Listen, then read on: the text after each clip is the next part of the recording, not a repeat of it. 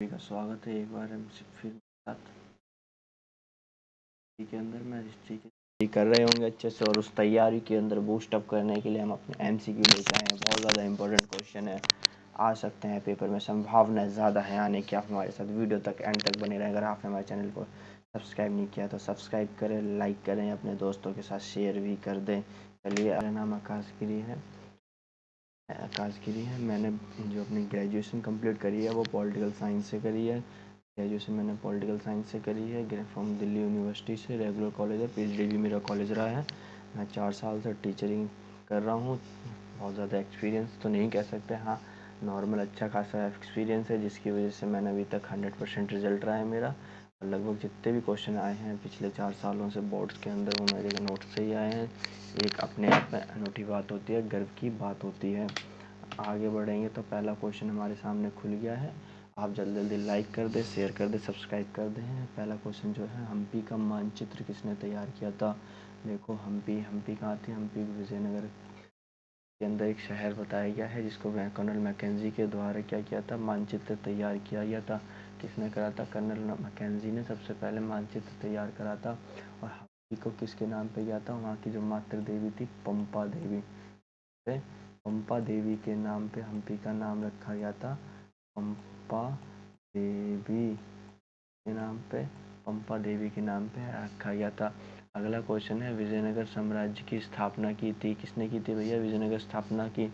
कृष्णदेवराव ने या किस गजपति ने? गजपति का मतलब, गज मतलब होता है हाथी, गजपति। लोग कौन से संबंध है इनका? कृष्णदेव का तो बिल्कुल ये नहीं हो सकता, ये नहीं हो सकता। तो क्वेश्चन आता है, हरि और बुक्का दोनों भाई थे ना, और 1336 के अंदर, कब? 1336 के अंदर इन्होंने स्थापना करी थी विजयनगर की।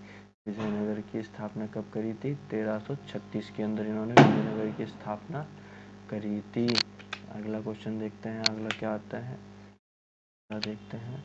अगला है, विजयनगर किस चीज़ के लिए फेमस था? आपको पता है विजयनगर के अंदर व्यापार होता था। क्या होता था? व्यापार। और जब व्यापार होगा तो किस चीज़ के लिए होगा विजयनगर के अंदर व्यापार? तो देखो, पहला बोला मसाले, रुई। देखो, मसाले का तो कॉन्सेप्ट मिलता है, लेकिन रुई का वहाँ पे नहीं मिलता कि वहाँ पे रुई थी, ठीक है। मसाले, वस्त्र। देखो, मसाले और वस्त्र का भी मिलता है, मसाले का भी कॉन्सेप्ट मिलता है, क्योंकि साउथ के अंदर है, कर्नाटका के साइड है, तो वहाँ पे मतलब काली मिर्चें वगैरह तो बहुत ज़्यादा फेमस थी घोड़ों के लिए। तो देखो, घोड़ों के लिए तो था, लेकिन ये घोड़े कहाँ से करते थे? घोड़े आयात करते थे, अरब से मंगवाते थे घोड़े।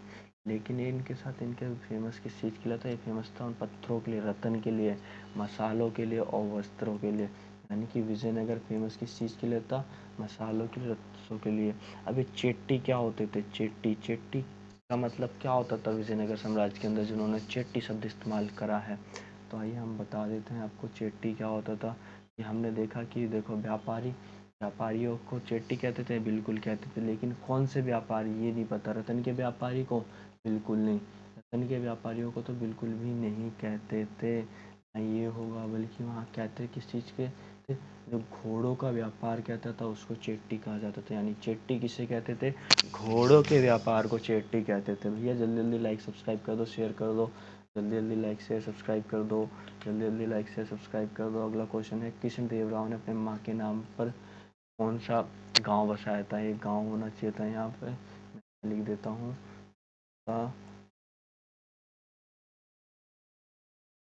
गांव बसाया था कृष्णदेवराव ने?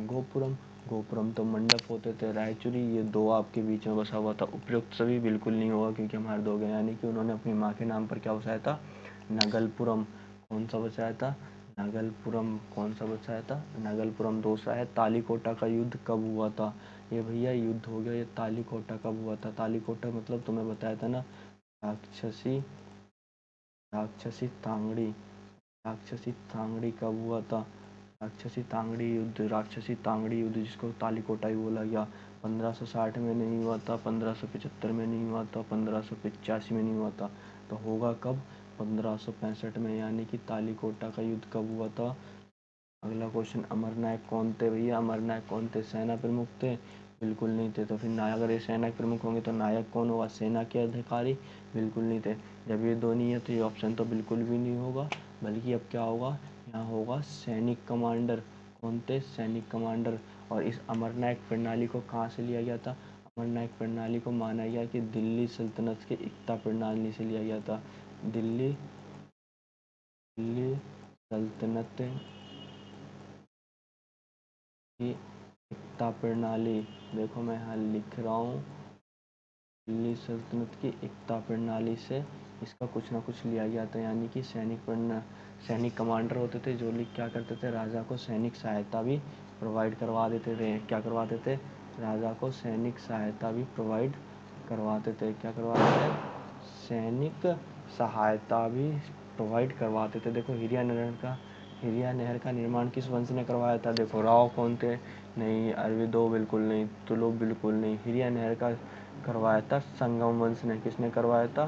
संगम वंश ने करवाया था। हिरिया नहर की किसने करवाया था? संगम वंश ने करवाया था। हिरिया नहर की स्थापना किसने करवाई थी? संगम वंश ने करवाई थी। अगला क्वेश्चन जल्दी जल्दी करते हैं। अगला क्वेश्चन हम देखते हैं कौन है। अगला क्वेश्चन है, अब्दुल रज़ाक ने वर्णन किया किस चीज़ का? जलाशय का? बिल्कुल नहीं। गोपुरम का? बिल्कुल नहीं। उपयुक्त शरीर नहीं हो जाएगा। लेकिन सबसे अच्छी सटीक वर्णन किस चीज़ का करा था अब्दुल रज़ाक ने?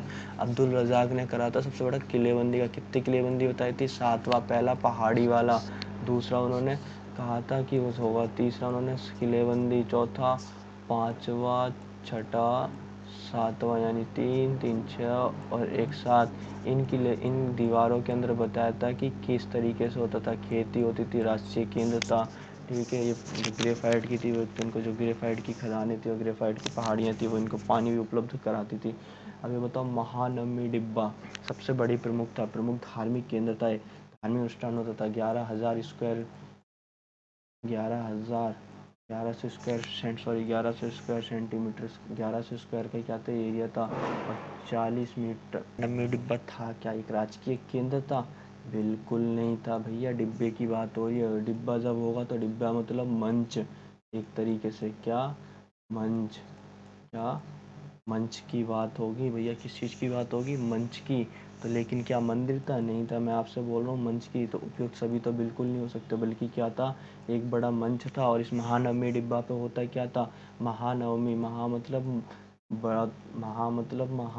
बहुत ज़्यादा बड़ी, और नौवीं मतलब 9 दिन, यानी कि यहाँ पे नवरात्रों में कार्यक्रम चलता रहता था। क्या चलता रहता था? नवरात्रों में यहाँ कार्यक्रम चलता था, और 9वां दिन होता था, बड़े धूमधाम से मनाया जाता था। यहाँ पे इस डब्बे के ऊपर राजा वगैरह आते थे। इस यहाँ पे राजा वगैरह सब लोगों से भेंट करते थे। यहाँ पे राजाओं को क्या दी जाती थी? भेंट दी जाती थी।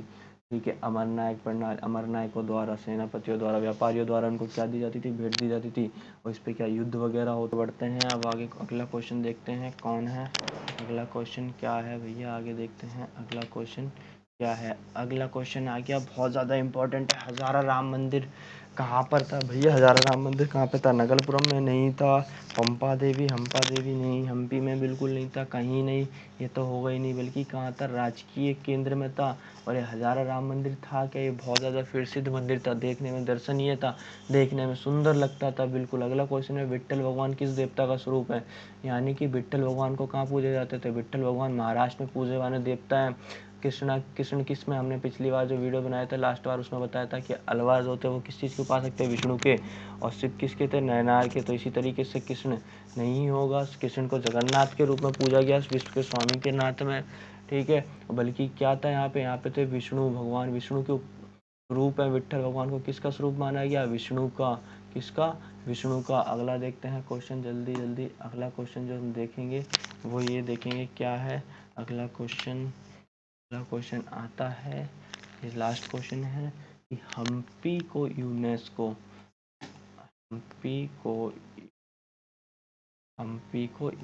ने विश्व पुरातत्व स्थल कब घोषित किया?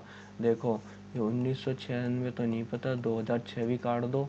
अब आता है 1976। देखो 1976 को भारतीय राष्ट्रीय महत्व घोषित किया गया। भारतीय राष्ट्रीय महत्व, यानी कि 1976 को भारतीय राष्ट्रीय महत्व स्थल घोषित किया गया।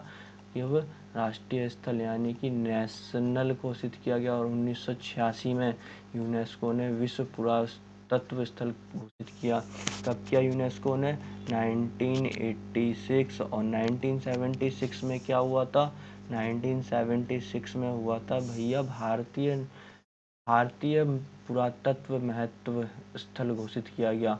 अगर कोई पूछे कि भारतीय पुरातत्व महत्व स्थल घोषित कब हुआ यूएनएमपी को, तो 1976 में, और यूनेस्को में विश्व को कब घोषित करा पुरातत्व महत्व स्थल, 1986 में। हजारा राम मंदिर का निर्माण, भैया देखो बहुत ज़्यादा इंपॉर्टेंट क्वेश्चन। अभी एक क्वेश्चन और पूछा कि बार बार आ रही है, टीम हमारी बहुत ज़्यादा रिसर्च करते हैं इन क्वेश्चन को ढूंढ निकालने के लिए, और ये कई बार ऐसे क्वेश्चन होते हैं जो रिपीटेड क्वेश्चन है, पिछले कई बार से आए हुए हैं, इसलिए हम इनके ऊपर ज़्यादा ध्यान दे रहे हैं। और ये जो क्वेश्चन है वो है हजारा राम मंदिर का निर्माण कब हुआ, या 1520 में। कब हुआ था, 1520 में। अगर आपने हमारा चैनल अभी तक लाइक सब्सक्राइब शेयर नहीं करा है तो भैया लाइक शेयर सब्सक्राइब करना ना भूलें, जल्दी जल्दी करें, बेल आइकन ज़रूर प्रेस करें। इसी के साथ हम मिलते हैं नेक्स्ट वीडियो में। आप सभी जब तक बेल आइकन कर लें, नोटिफिकेशन ऑन कर लें, जल्दी मिलेगा। जल्दी जल्दी कमेंट में बताएं कैसा लगा वीडियो, और जल्दी जल्दी बताएं